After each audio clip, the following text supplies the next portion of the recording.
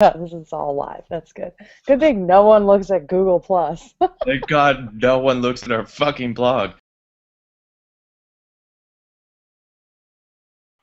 You guys are great moms. Thanks. I really look up to you both as mothers, as role models in that field. So hope you're having a wonderful, relaxing day without the kids. hmm hmm I plan on having a spa, That's great. reading a bunch of books such as Men Are From Mars, Women Are From Venus. Super mom books. Yeah. Right. Pray love. Eat, pray, love.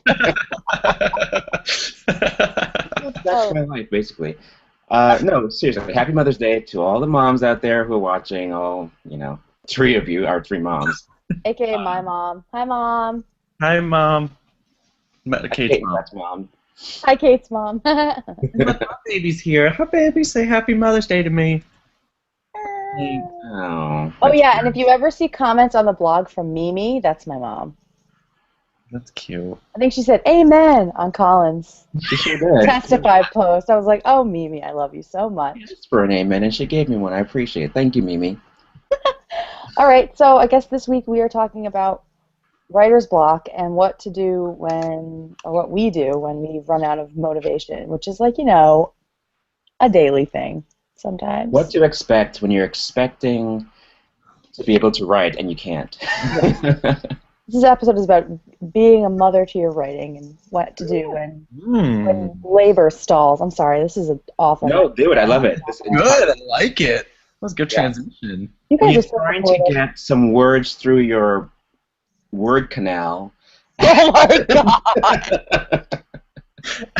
Word canal. I'm so grossed and out. you have a blockage, and you have to do a word C-section. Say a breach A word breach. baby. Well, see, Oh I, my I God. don't think we have writer's block at all. No, we're so creative and disgusting at the same time. Well, Okay. let's talk, like, what how do you define writer's block? What is writer's block?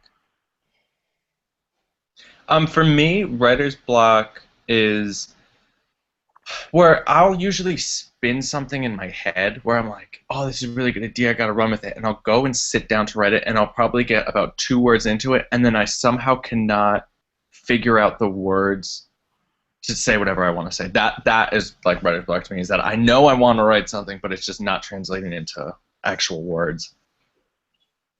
I think for me it's more about just not thinking of anything to write. I mean, because I talked a little bit about it in my free writing post this week about how all the stuff in the middle just sort of overwhelms me sometimes, and my mind just goes blank. So for me, it's not having an idea. It's getting to a place where I run out of Mhm.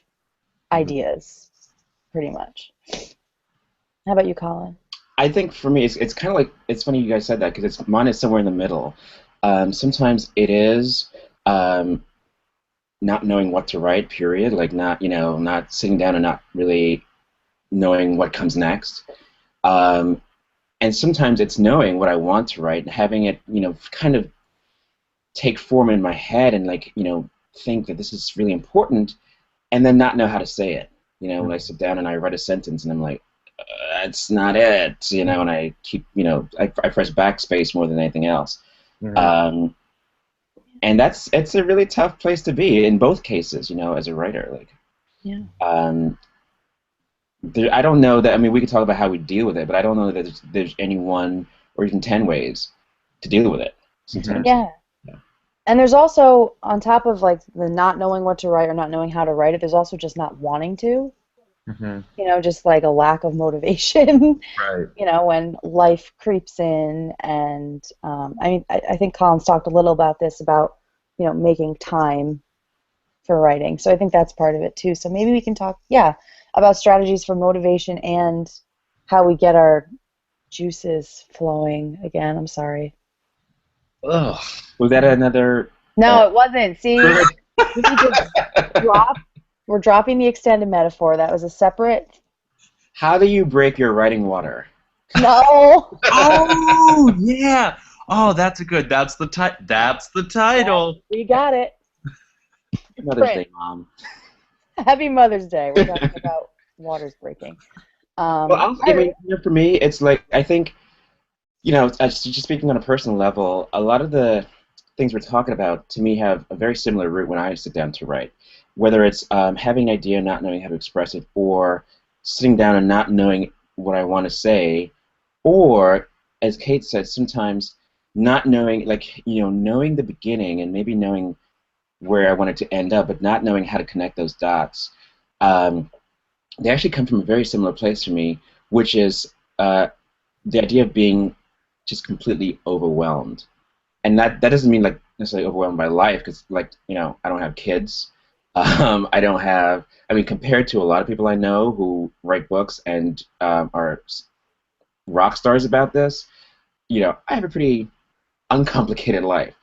Um, but still, the idea of writing can be overwhelming. Like where you sit down and you think, I've got so much to say, or I've got nothing to say, and it scares you, and so you say, fuck it, I'm gonna go watch Law and Order. That's what I do anyway. Right. Marathon. Always a Yep. marathon. Yep. All right. Yeah. So, and Colin, when you know that you need to write and you're ready to go, like, how do you bust through that? Well, I think one of the things that has helped me, and I did it as an exercise in the MFA program, and Kate talked about it this week, is the idea of free writing, and part of it is because I cannot, like, I don't write without an outline. I know a lot of people do, but I have to outline everything. Hmm. And so if I can't, if I'm getting a stumbling block with the outline, or if I have an outline and I don't know how to go from A to B or A to C, I'll just write without one for a little bit. It's scary for me because again, it's like my outline is my net, and writing without one is walking that tightrope without the net. Um, but it does help at least get over some of those jitters. I mean, because it can be very terrifying. The idea of writing either fiction, nonfiction, or poetry, but it's putting your creative self onto the screen or onto the page. It's very, very terrifying. And so if I just write whatever comes to mind without second guessing or editing, it can sometimes help me get over those nerves. Sometimes. The other times I just drink. Drinking. Write drunk, edit sober, Ernest Hemingway. But maybe we shouldn't take too much advice from a man who shot himself in the face. I don't know. Zachary, how about you? How do you get through writer's block or lack of motivation? I probably have more emphasis on lack of motivation. That's probably a big one. So I'll get to that one second. But I sort of do. What? Oh God, I fucking hate this haircut. Um, I sort of do what Turn Colin does. attention to yourself. God, I hate my new haircut. It's new. Did you No, 'cause I always get the little like, hello. I hate it. With I don't really write an outline, but I like with kind of what you struggle with the middle is that I'll just write like if even if it's just a sentence about a particular scene or something like that, I'll just write that sentence and just do a new paragraph. Like I just have chunks of text in an essay, and I'm constantly just having to move those around to kind of like figure out a good flow. But the motivation is definitely the biggest one, and it's because of the fucking internet. Because when I turn on my computer, I'm like, okay, well, I have to check our blog to see, how many fucking hits we a got. thousand times? Right.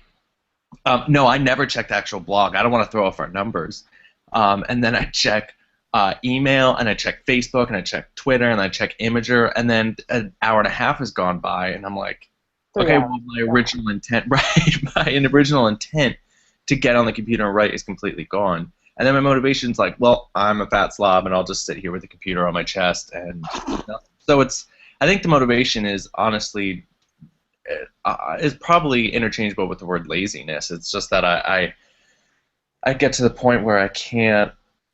Yeah, I just can't bring myself to do it because it's like I'm tired now because I was just inches from a computer screen wasting my life away. So I think So what do you do?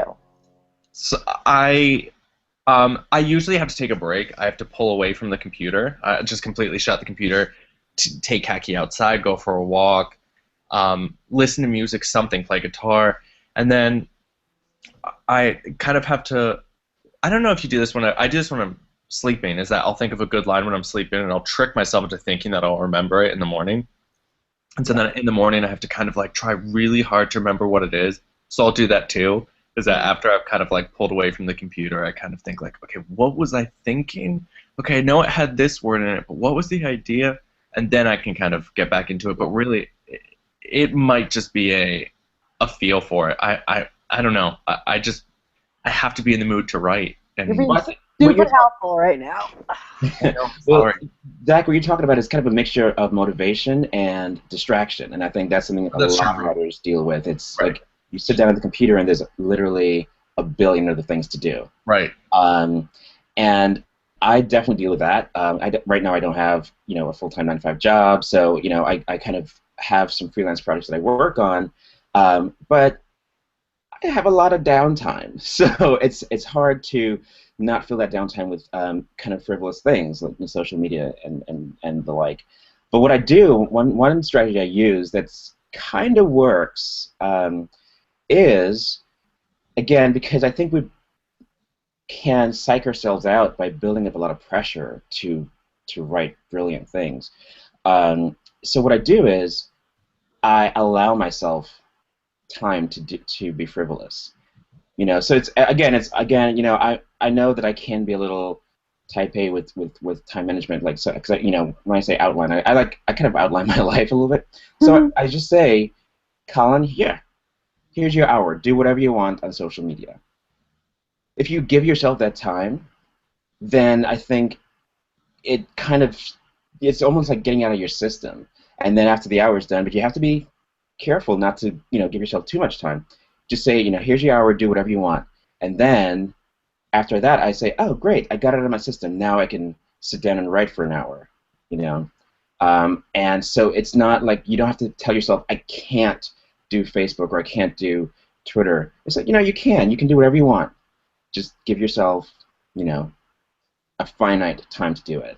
So can I ask a question then to both of you that with with the motivation, one of our professors, Sonia Huber, who has a wonderful blog because she writes every freaking day, but she writes every day. She says she allots an hour every single day to write, and I don't write that way. I know writers that write fully in the mood. So getting that motivation to either, and I guess discipline as well, to write that hour or being in the mood. What I mean, how do you feel about that? Do you think it is more that forcing yourself to write? Do you think that's healthy? Is that unhealthy? And does that, ignite motivation, or does that kind of become routine? And I think for me, I I work well under pressure, but not the kind of pressure I put on myself. So if I was going to say I need to write every single day for an hour, I'd probably never write again. I just can't, I can't stick to something like that, and I know that about myself. So I end up writing in the middle of the night or during the day, like when it strikes me. And maybe that is undisciplined, and maybe that's something that needs to change, but I feel like if I didn't, it would be like if I said I wanted to go to the gym every day. Right now, I like going to the gym because I don't force myself to go. I go when I want to go.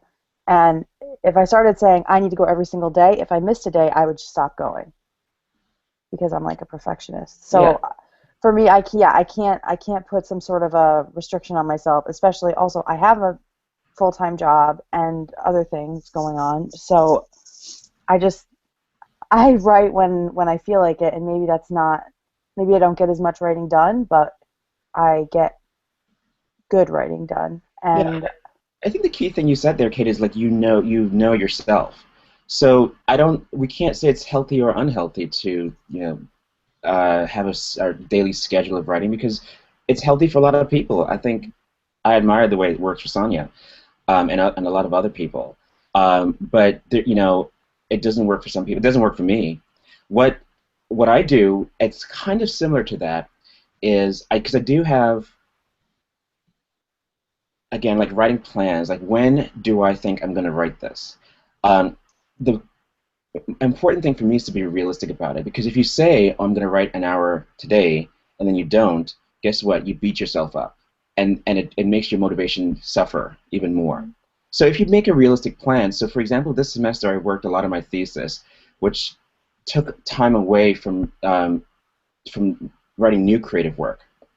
And I felt it. I felt that when you go for a long period without writing, how you feel. I know a lot of writers feel the same way. It's like, oh, I just feel like, oh, I gotta write. But I just told myself, Colin, it's okay. Focus on the thesis, do all the revisions, get the edits, and then you can spend, several weeks thinking about only new creative work.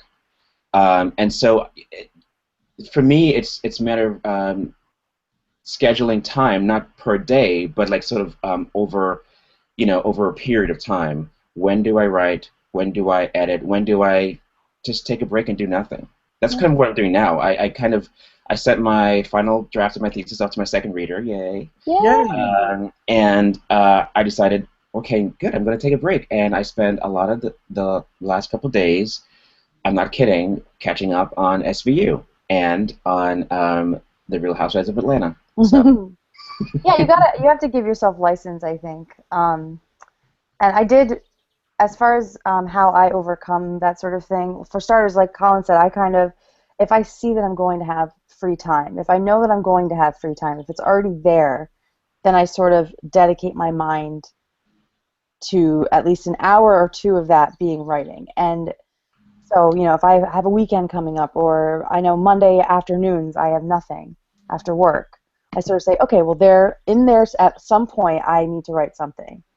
And for me, breaking the writer's block and getting motivation, I need to get out of my house. Yeah. Because, in my bed or even on the couch, that's Netflix time, that's Facebook time. It's sort of like ingrained in me that if I'm on my computer, I'm doing Right. nothing useful. So I find going to a library or a coffee shop and sitting with strangers, for some reason, it makes it easier for me to focus on my actual work. And for some reason, their conversations don't distract me. They sort of motivate me. I like being in that environment, and I feel like more of a writer when I'm there. I also do free writing, like I said in my post, and that kind of goes back to the book. I don't know if you guys have read the book The Gift by Lewis Hyde, Mm-hmm. but it's about creativity, and if it's this gift from somewhere out there, or if it's within us. But a big part of that is the more you create, the more you'll be able to create. So it's like your motivation stopped because you stopped writing. Your inspiration stopped because you stopped writing. The more you generate work, the more the well of the gift is filled, so you'll have more to do. So when I remember that, when I realize that I'm not writing because I'm not writing, which sounds weird, but that's what it is, that makes it easier for me to just get started and do a free write and sort of let myself off the hook. And reading really helps too. I don't read enough. That is very true for me. Nobody does. Yeah, so reading helps. Reading motivates me and makes me realize, oh, this is the kind of thing I want to do, or this structure looks like something that I would like to try. And then, you remember why you're a writer when you see really good writing, and you sort of, I know when I read something good, I'm like, I could do that. Let's do it. Let's do it right now. And I get really motivated. And then also talking with you guys and talking with other writers. I always feel super motivated on Sunday afternoons. Mm-hmm. I do too. And, like whenever we meet up, or sometimes we do alumni days at our school, and, we get to sit in on a seminar, and it always blows my mind, and I always go home and write something. So, yeah, community, reading, and just like getting out of my house are probably how I battle Well, the labor pains. I, We're gonna get back to the metaphor. well, I think the moral here is, for the three of us and for anybody else out there, um, this is going to happen. Like, you're going to have moments where you have writer's block, or where you don't even feel like writing. You can't find that motivation. And I think, the moral here is you got to find whatever works for you. It's there's not going to be one prescription. But the question that we keep coming back to, that Kate said, as Zach said, is, why do you write in the first place? So I mean, that answer may be hard to define and may change over time. But if you can just sort of keep that question in mind in a sort of very nebulous general way, why are you writing? I mean, if for me, and I think for many nonfiction writers, it's because this story, this whatever happened, is important, and is worth sharing. And I think that's probably the same for fiction writers and poetry writers. Like, you have to believe in whatever you're writing so deeply that you can't. You have to. Like there's you feel like this abiding need to share it. Yeah. And so if you can just remember that, like, there's a reason that this story is important and needs to be shared. And of course, you get to the point where try to sell it and publish it, and that's a whole different kettle of fish. But Right. I think it Not keeps the going. biggest important thing. Yeah. Yeah. There's a quote by Lena Dunham, who I'm starting to really love. I just started watching Girls, but there's a quote by her, and it said, "Your novel isn't stupid. If it was stupid, you wouldn't have written it. You wouldn't have spent that much time writing something if you really thought it was stupid." So even though we might think that our stuff is pointless, like Colin said, we at some point feel like we have something to say, and we need to remember that, and maybe that helps with motivation too, is just encouraging each other and ourselves that what we are doing could be very important. And if it's not important to the world, it is important to us, and that means something too. And just one last thing, because it is something that I'm always tell myself, and I think is kind of applies as well, is I constantly say to myself out loud one thing at a time, that I like when the getting overwhelmed. So I really do. Even in kind of all aspects of my life, when I start cleaning and I start the bath and I do half that, and then I go to the kitchen and I start doing half that, and I have to stop myself and say one thing at a time, just finish it one thing at a time. And so when I'm writing, I do the same thing, where the beginning, and the end get finished on the same way as Kate, and then the middle is just kind of like fucked. So I just think like, all right, one thing at a time. How am I going to get from intro to second paragraph? Multitasking is a myth. It Right. is. Right. Yeah, it really is. Yeah. Especially in writing. Oh my God. So People on like. that note, What are we doing this week? what are you writing this week? We'll have a writing prompt tomorrow, as usual. I hope people are like at least reading the writing prompts, because I think some of them are pretty good. Oh, they're really good. Are we doing the common theme this week, where we're all going to tackle our own motivation? I mean, I already had an idea for something else, so. Oh, I didn't. Ooh. Yeah, well, I mean, I think I can I mean, what I was going to write on Tuesday about ways of jump-starting creativity, and I think that ties into overall writing motivation and overcoming periodic blocks. So yeah, I'll write about that theme. You're right about that theme. On Wednesday, I'm going to talk about winning at writing. Which motivates you? Yes, which is very motivating. I love winning. I'm very competitive. So I'll be talking about victories in writing that may or may not have to do with publishing. And Thursday, I have no fucking idea, because I'm apparently the other person that thought we were doing the thing. So I have no idea. It'll be a fun surprise. Mine was a surprise last week, so thank you for making me not look like. We are doing the thing, Zach. Well, apparently, what we talked about in an email and text, and was like, all right, cool, let's try this. And then. But then we doing didn't it. actually decide on a theme because we're super organized. But anyway, yeah, so Zach's will be a surprise. And then Friday and Saturday, maybe a book review. We'll see what's going on. And then we'll be back on Sunday, as usual, with more brunch. One thing we should do is send a huge shout out and thank you to our guest blogger from this last week. Yes. Daisy Christina Abreu? Is it Abreu? Abreu? Abreu? Abreu? I don't know. Daisy. Hi, Daisy. We love you. Blog. Read it. It's awesome. She's awesome. And thank you, Daisy. Yes, thank you. You're a huge inspiration to the Happy brunch. Mother's Day, and thank you for birthing that piece into the world. Just stop. Stop it now. It's over. All right, everybody. Have a great week. Enjoy the rest of the weekend. And like us on Facebook and share us and Twitter us and don't Instagram us. We're on Imager now. So. We're on Imager. We are live on Imager. All right. Share it. Yeah, so have a good week, everybody, and we will see you next time. Bye. Bye.